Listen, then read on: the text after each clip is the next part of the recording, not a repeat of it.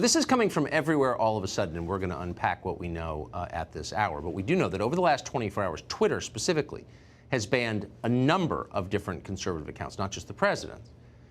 At the same time, the Chinese Communist Party, the Ayatollah of Iran, still have their accounts because they're not a threat to the ruling party here.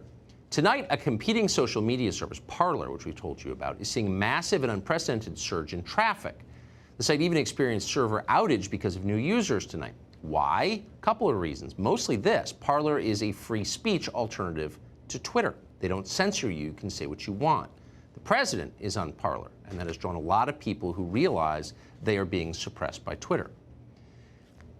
Parler's succeeding. What happens now? Of course, Silicon Valley is trying to kill it.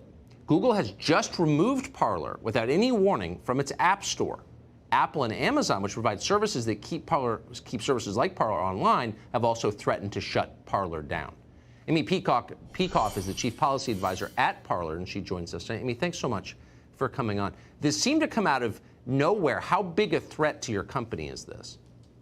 I mean, this is very huge because Apple in particular carries our app on the App Store, and as far as I know, technically there's no other way to deliver it. So if they choose to withdraw their services and hosting us on their store, we're toast there. And you know, most people like our app. Our app is a very nicely functioning piece of software. And then in terms of Amazon is also raising some problems, and I'm not sure how serious that is yet because I've yet to speak with them. I will later today. And they provide server for us, and if they were to remove their services, then we'd be down. As it is, we're having some difficulties now with the uptick in traffic, but if they took their service away, we'd be gone.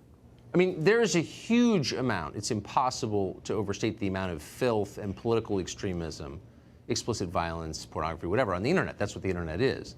But yes, it's Parler. It's everywhere. It's everywhere.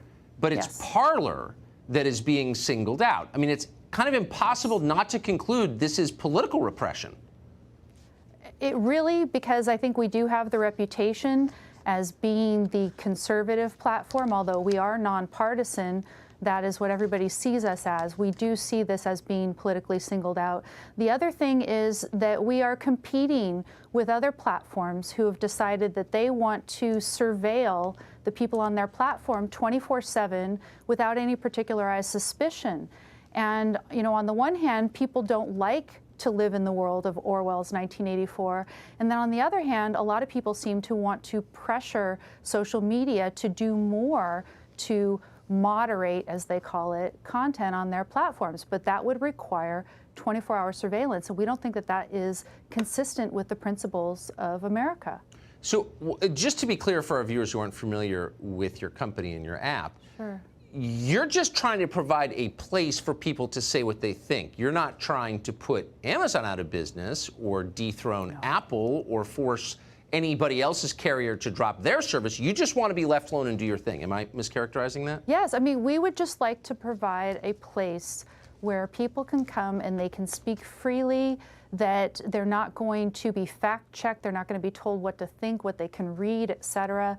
And also, we do not data pillage. We don't data mine them. We don't turn them into commodities and try to monetize them.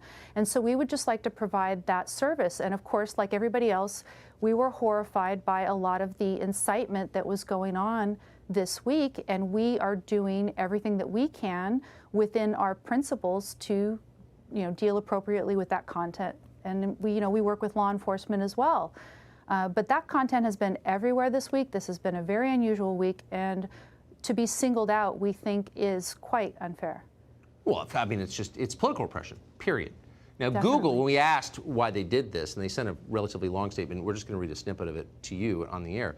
We're aware of continued posting in the Parler app that seeks to incite ongoing violence in the U.S. It continues. In light of this ongoing and urgent public safety threat, we're suspending the app's listings from the Play Store until it addresses these issues. Okay, so they're accusing you of inciting violence. They are putting on us the responsibility for every piece of incitement that is posted there.